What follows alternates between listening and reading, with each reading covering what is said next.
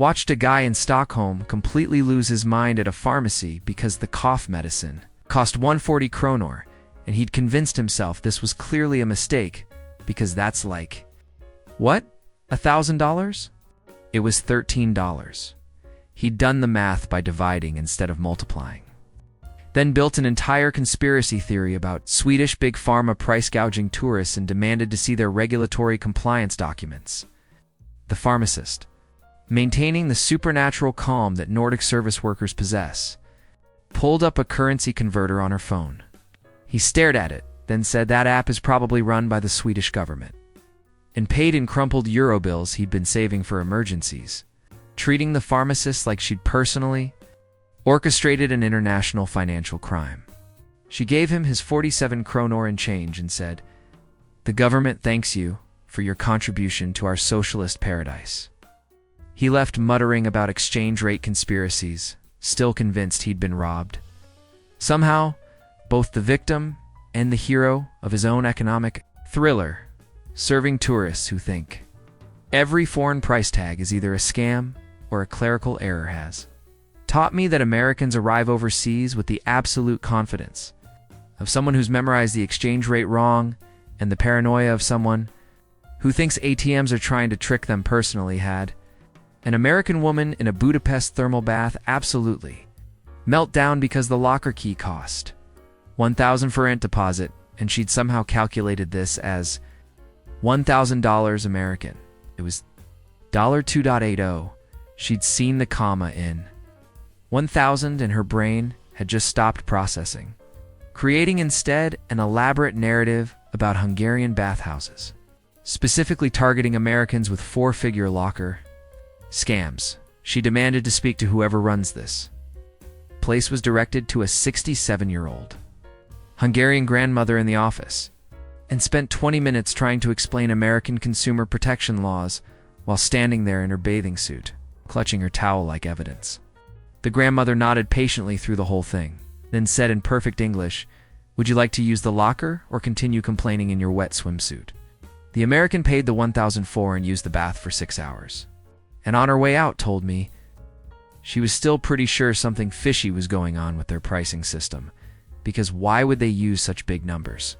She also complained that the water was too hot for a public facility, despite the thermal baths literally being famous for their naturally heated water for over 400 years.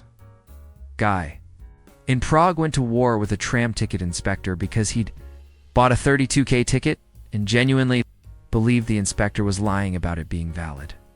This says 32. My app says that's like 40 cents. There's no way a ticket costs 40 cents. You're trying to find me for having a fake ticket that I bought from your own machine. The inspector, who'd clearly had this conversation in 15 languages, pulled out a laminated card with prices in 7 currencies. The American studied it like the Rosetta Stone, looking for the trick, then said, "Okay, but this seems artificially low to make tourism look affordable. What's the real ticket price?" Explained that 32K was indeed the real price, that Prague's transit system was just efficient and subsidized. He spent the rest of the tram ride calculating how much money America was losing by not having 40-cent tickets. Arrived at a figure of probably billions. Exited convinced he'd discovered a major economic policy failure that nobody back home was talking about. He later posted about it on TripAdvisor, warning others about Prague's suspiciously cheap transit system. A woman in Poland walked into a milk bar. Those communist-era cafeterias with insanely cheap food saw that a full meal cost 25 zloty and refused to order because nothing costs $5. This is obviously a scam restaurant. She was convinced it was a tourist trap that lured people with fake low prices, then added hidden charges.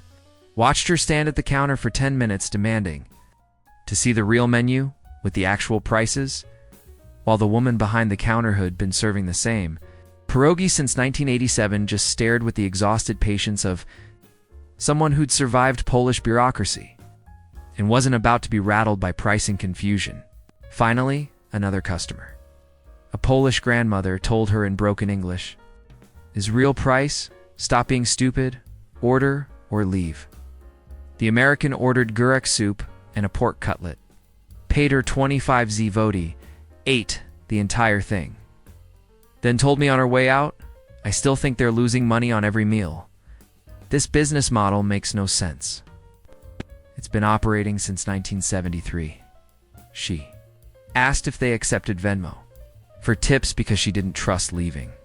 Cashed American in a Lisbon restaurant received his bill for Euro 43 and spent 15 minutes examining it like the Zapruder film because he couldn't find the tax line. Where's the tax?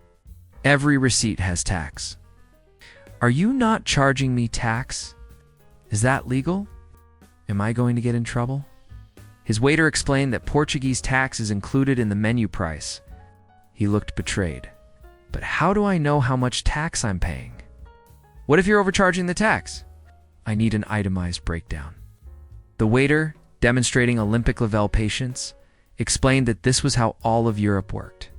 The American pulled out his phone and started Googling Portuguese tax law at the table, trying to reverse engineer the VAT from his octopus's rice, eventually announcing, I think you charged me for 24% tax, but Portugal only has 23% VAT. I'm missing a euro somewhere. His wife finally told him to pay the damn bill. He left an exactly calculated 10% tip and asked for a receipt for the tip for my records, like he was filing it with the IRS before leaving. He asked the waiter if the restaurant had ever been audited by international tax authorities because the pricing seemed deliberately obscure. Guy in a German supermarket had a full breakdown at the fan machine, those bottle return things because he'd bought 6 bottles of beer, returned them, and gotten €1.50 back. He was convinced he'd been charged €1.50 to recycle his own bottles, and had created this whole theory about German bottle tax schemes where they charge you to throw things away.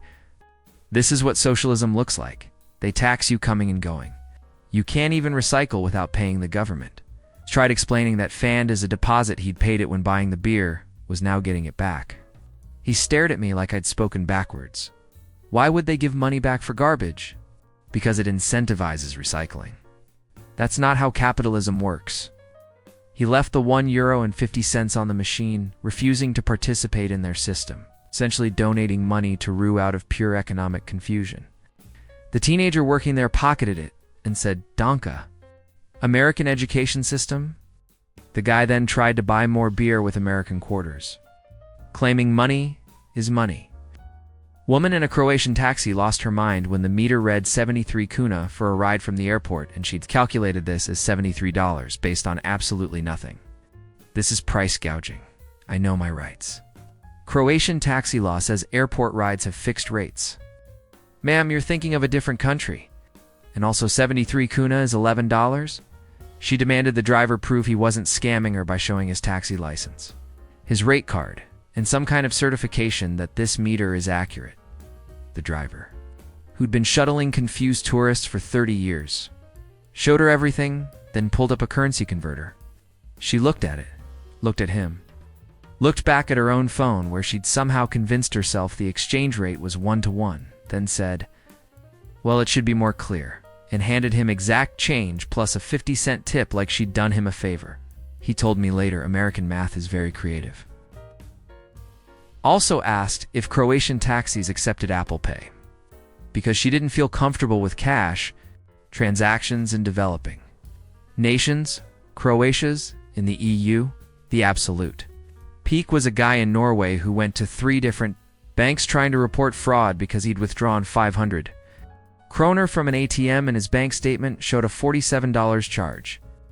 He'd done the math wrong, assumed 500 NOK meant $500, and was now on a mission to recover his stolen $453, watched him at the 3rd bank, with printouts and highlighted receipts, explaining to a very patient Norwegian banker that someone in your system is skimming money from American accounts, and he had proof because the numbers don't match. Banker pulled up the exchange rate, walked him through the calculations step by step like teaching long division to a 3rd grader, showed him that 500 NOK was indeed about $47. The guy stared at this information, processed it for a solid 30 seconds, then said, Okay, but why is Norwegian money worth less than American money? That seems unfair to Norway.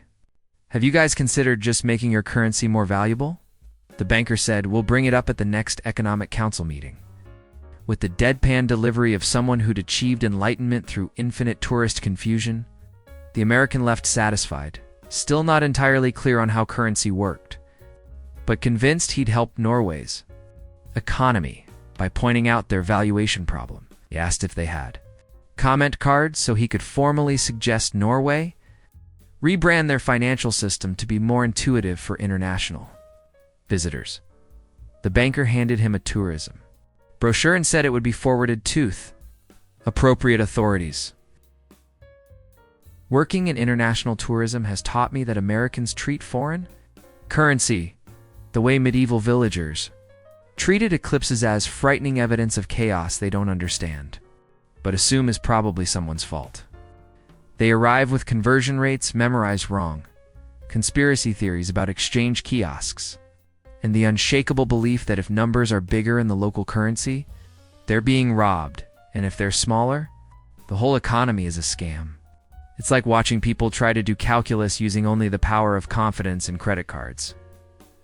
The Swedish pharmacy woman told me she keeps the currency converter app ready on her phone at all times now.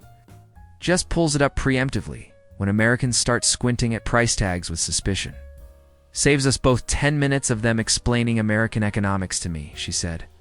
Though sometimes they still don't believe the app. She's considering making a laminated sign that just says yes. This is the real price in English to hang behind the counter.